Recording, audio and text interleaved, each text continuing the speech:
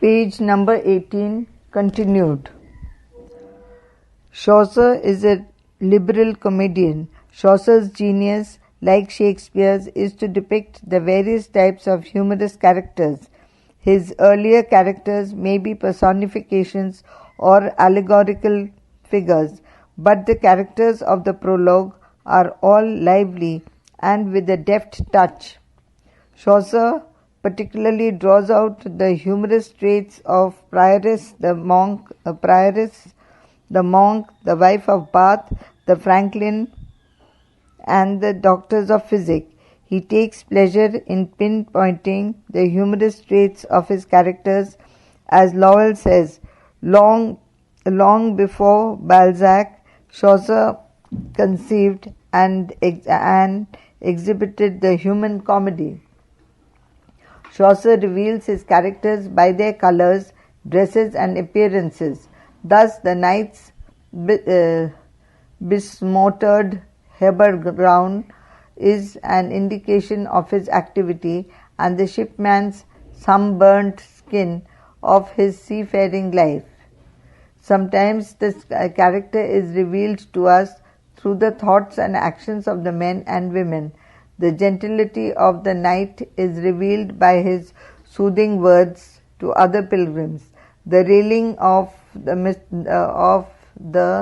miller and reeve reflect their character, and the quarrels of the friar and the summoner bring out in their true colors.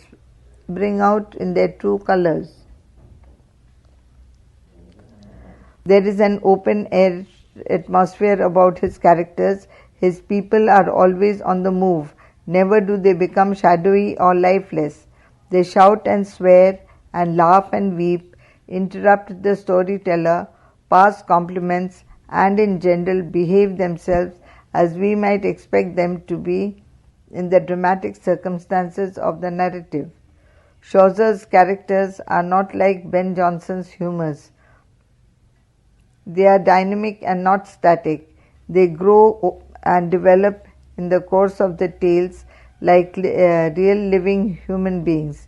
They come out in their true colors as the cavalcade moves on its course to the holy shrine. They are distinguished by their ideas and their comment on the stories. There is a universal touch in Chaucer's characters. His pilgrims are types and individuals true to their own age, but also representatives of humanity in general. They are timeless creations on a time-determined stage. The pilgrims are the epitome of mankind. Man has brought some change in the names. Time has brought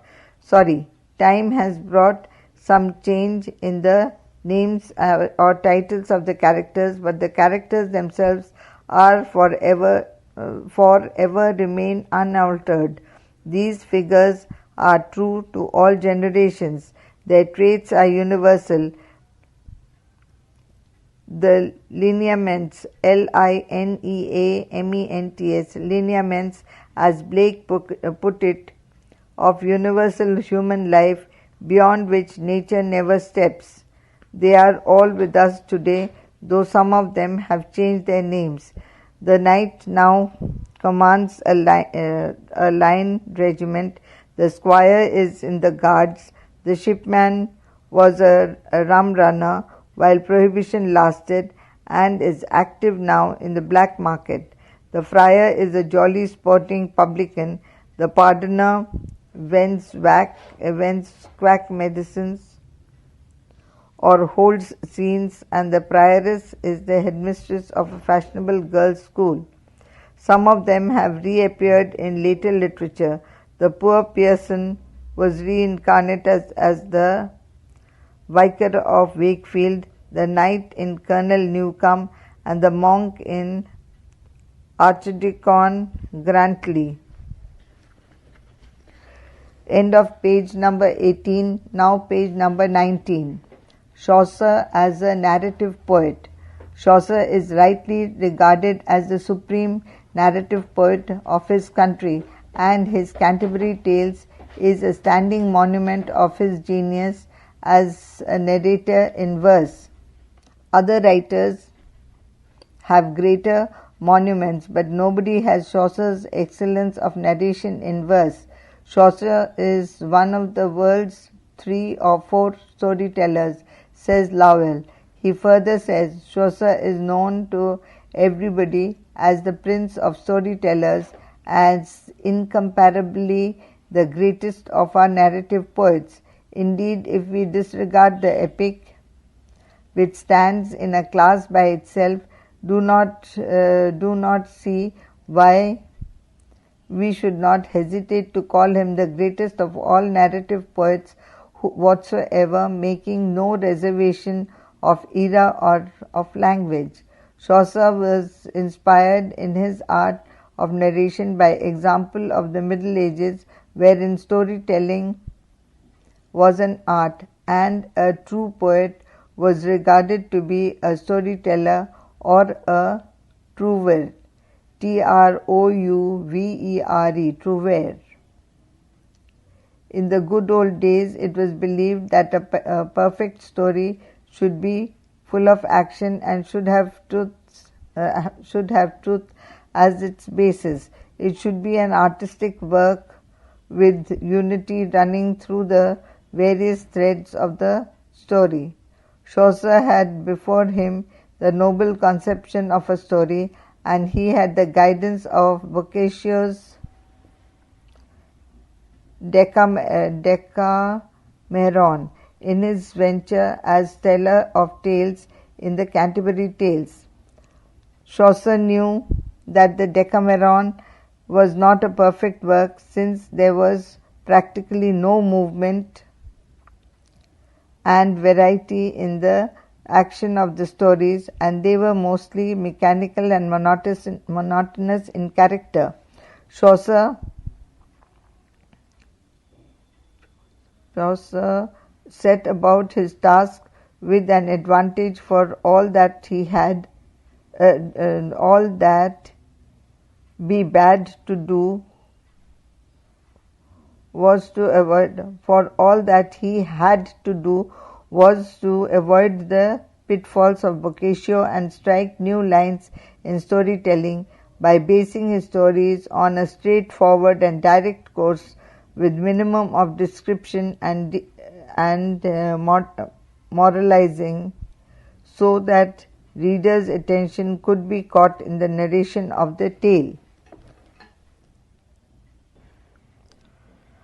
Like Shakespeare, Chaucer rarely took the trouble of inventing a plot for his stories. His tales have no originality of plot. He borrowed his plots from Latin, French and Italian sources, but Chaucer never conceals his source as Shakespeare did.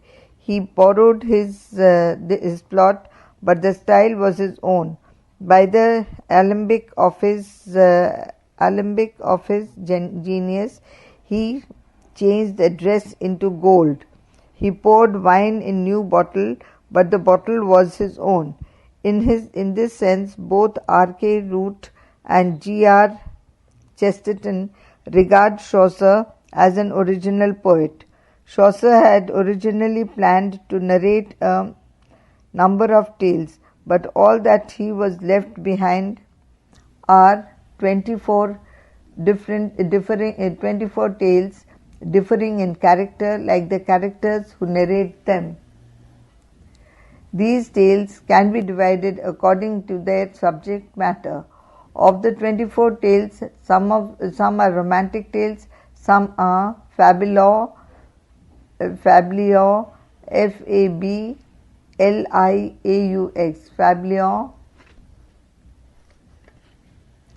and some center around the life of saints. The knight relates the story of chivalry and war, and the clerk gives the story of Griselda's wifely devotion. The squire narrates the story of Eastern magic. The stories of the miller and the reeve are fabliaux. They are tales of contemporary life dealing with lower class. The Pardoner's Tales is a moral allegory, and the tale of nun's priestess is an episode in Reynard the Fox. Thus the 24 tales, some are pious and some profane, but each story is perfect conformity and is in perfect conformity and harmony with the narrator. This gives to the stories their tone of sincerity and truthfulness. Chaucer had originally planned to narrate a number of tales, but all that he has left behind are 24 tales differing in character like the characters who narrate them. These tales can be divided according to their subject matter. Of the 24 tales, some are romantic tales, some are fabliaux and some center round the life of saints. The knight relates the story of chivalry and war, and the clerk gives the story of Griselda's wifely devotion. The squire narrates the story of Eastern magic. The stories of the miller and the reeve are fabliaux. They are tales of contemporary life dealing with lower class. The pardoner's tales is a moral allegory, and the tale of the nun's priestess is an episode in Reynard the Fox. Thus, of the 24 tales, some are pious and some profane, but each story is perfect conformity and harmony with the narrator. This gives to the stories their tone of sincerity and truthfulness.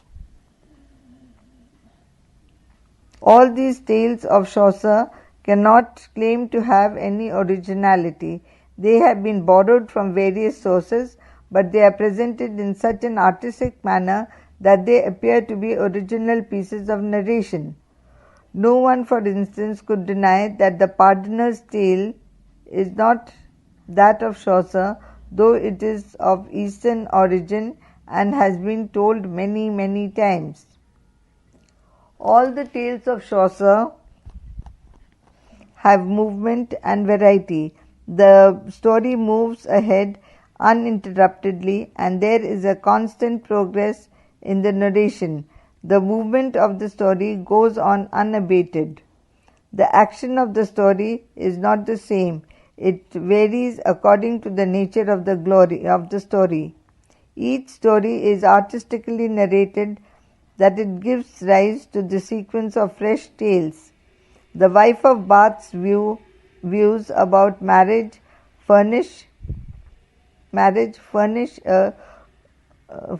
a quarrel between the friar and the summoner, and a fresh story starts. Thus the narration does not become tedious and boring. He is always impatient to come to the point once he has made a digression. The easy flow of the narrative or action of the story is not vitally affected as in Spenser's Fairy Queen. It does not mean that there are no digressions in Chaucer's narrative art and that every story has an even flow. There are interruptions and digressions. The digressions and philosophical depth to the stories serve some philosophical purpose. In the story of the nun priestess comes a digression of predestination in the affairs of human life. In the knight's tale, the digression provides the opportunity to the poet to comment on that human blindness that unwittingly calls for its own destruction. End of page number 19, now page number 20. In this narrative art, Chaucer can moralize at places and generalize very unobtrusively. He can be philosophical and didactic. In The Knight's Tale, he comments on human frailty leading to ruin. He guards his readers against moral pitfalls by his acid comments. In Chaucer's narrative art, there are well-marked dramatic touches. He breaks away from the hold of personification and allegory and becomes a dramatist, introducing life and vigor in his narration. He gives new life to an old story and unravels the complexities of sentiments by his hints as a dramatic observer. The deft touches and the imagination with which he brings up the personality of the character and the sense of humor and pathos make for dramatic elements in his stories. Some of his stories can be easily turned into plays and acted on the stage. Some of the Canterbury tales, those of the wife of Bath and the friar and the pardoner, can easily be made into lively little plays, and essentially dramatic spirit pervades Chaucer's work. Chaucer is a great narrator because he infuses humor in his tones and never allows them to become dull and dreary. Humor in his stories, it should be. There is a humorous lining even to the serious as well as the farcical stuff of the tales. The humorous touches and personal comments at the end of the story make the stories lively and entertaining. Chaucer's economy of art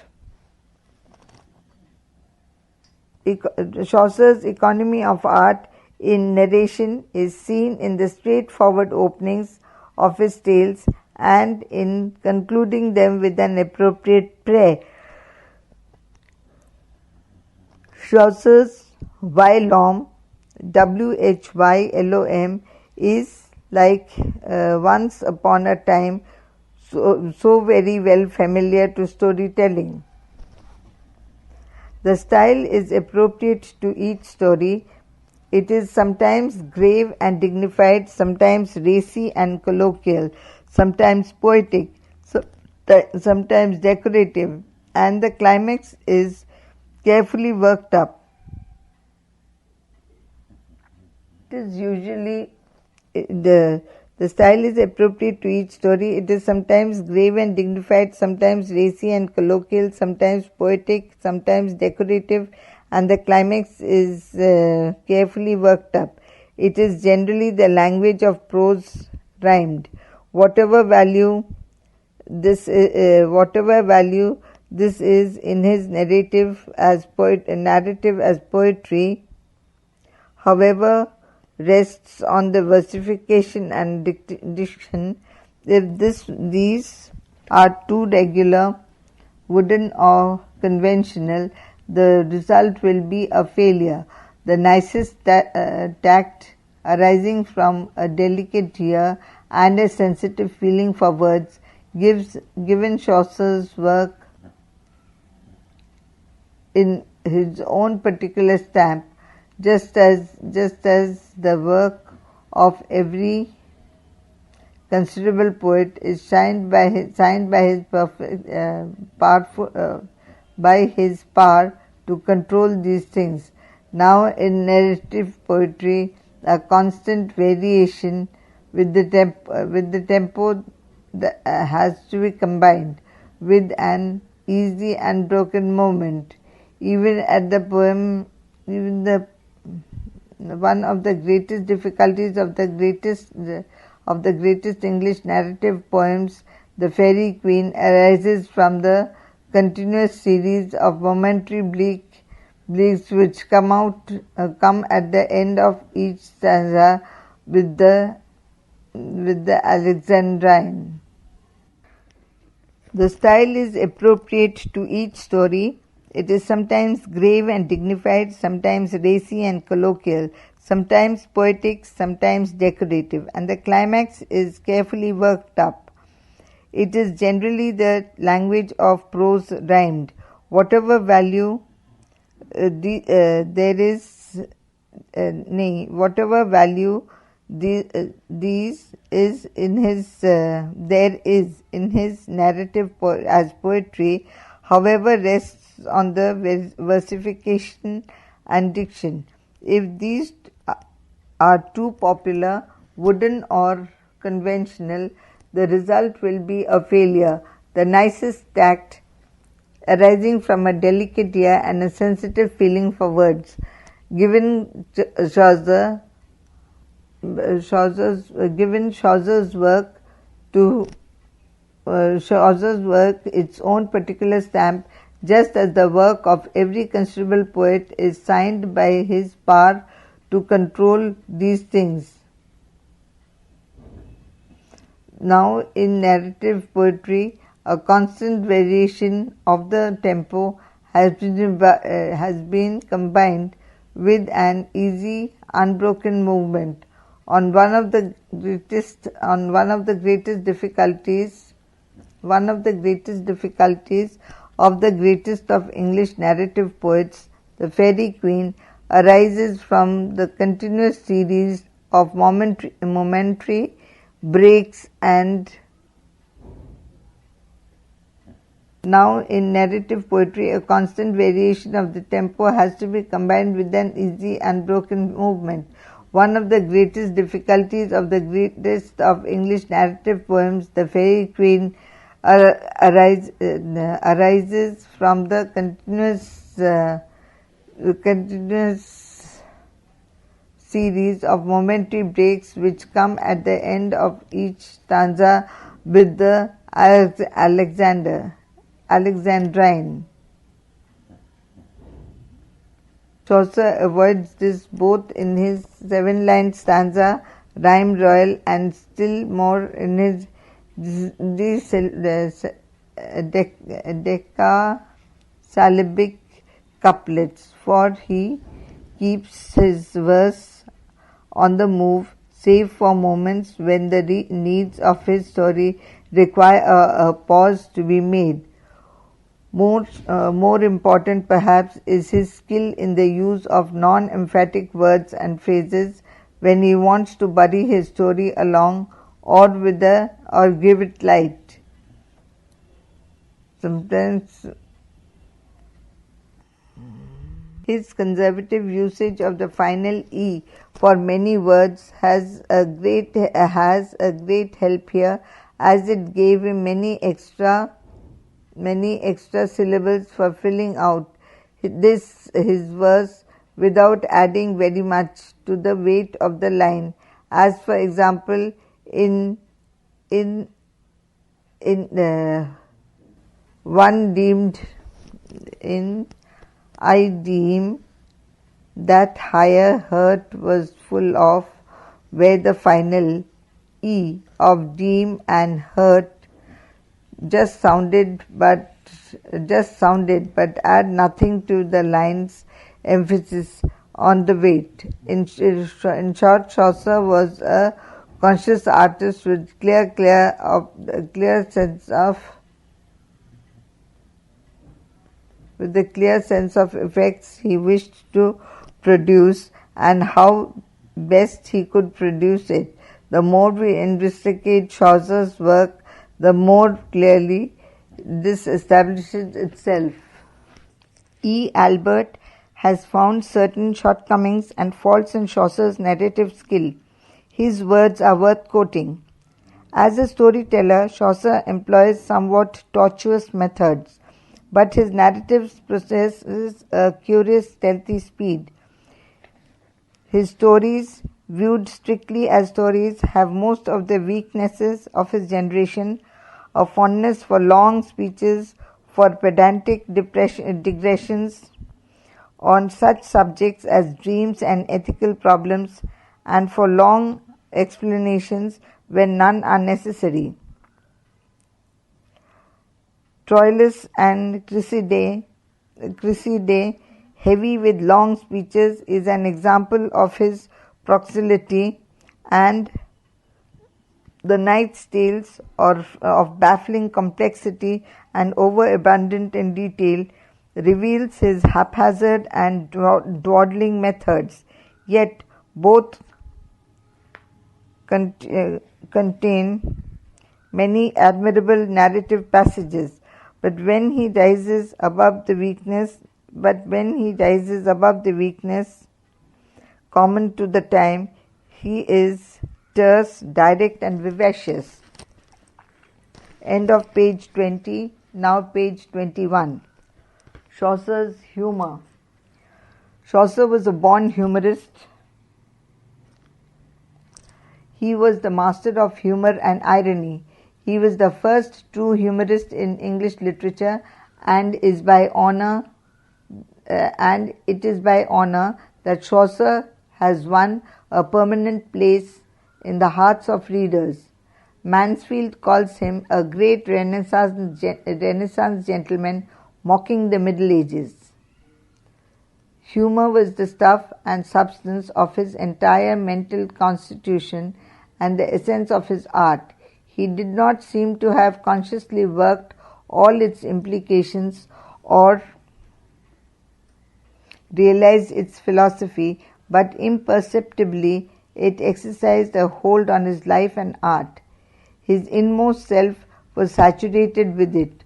With Chaucer, it was a way of thinking, a habit of mind, and an attitude towards life which had been unconsciously formed by his interest in humanity and his tolerance for their absurdities and failings. It was the color of humor that gave the lively touch to his poetry and made it a fountain of liveliness and joy. It was his humor that fortified him against all misfortunes and enabled him to retain the freshness of his youth in spite of many disillusions and tribulations of life. He was a great master of humor, and all his writings abound in it in all rich variety. In all rich variety. He belongs to the great humorists of English literature. He is the company of Shakespeare, Cervantes, Rabelais, Molière, Fielding, and Dickens. His large-hearted and genial humor cuts across the barriers of time and custom, language and idiom, and exhilarates us like a tonic, as it did the prince and clown, the clergy and laity of a feudal age. Chaucer stands contrasted with other prominent English humorists such as Dickens, and the contrast lies in the fact that in most great English humorists, humor sets the picture with a sort of vignetting or arabesquing fringe and atmosphere of exaggeration and fantasy. By Chaucer, it is almost invariably used to bring a higher but clear and chromatic light on the picture itself or parts of it. The stuff is turned rapidly the other way to show its real texture. The jest is perhaps a burning but also a magnifying and illuminating glass to bring out a special trait more definitely. Chaucer's humor is essentially English in character, just as Chaucer's personality was English. The ring of his humor is equally English. Lowell comments on the humor of Chaucer in the following words: Chaucer's is essentially an English humor. It is not the wit of the Frenchman. His humor is born of a strong common sense and a generous sympathy, and these are the qualities of the greatest English humorists like Shakespeare and Fielding. He showed the value of the comic point of view, the capacity to expose the incongruity which always lies half hidden in men and things or in their relations with each other. What is the secret of Chaucer's appealing humor? To grasp the secret of Chaucer's humour, it is well to remember that Chaucer, with all his wide learning, was a great humanist. He was essentially the poet of man, intensely interested in man and his affairs. He had large humanity and good-humoured tolerance. He had no disdain for fools, no disgust for rascals. While gently unmaking the roguery of rogues, he was grateful to them for the pleasure they gave. He loved to dwell on their funny traits, looked at their pranks and tricks with amused delight. Thus his humour was the offspring of large humanity and catholicity of temper, without a grain of ill will and malice.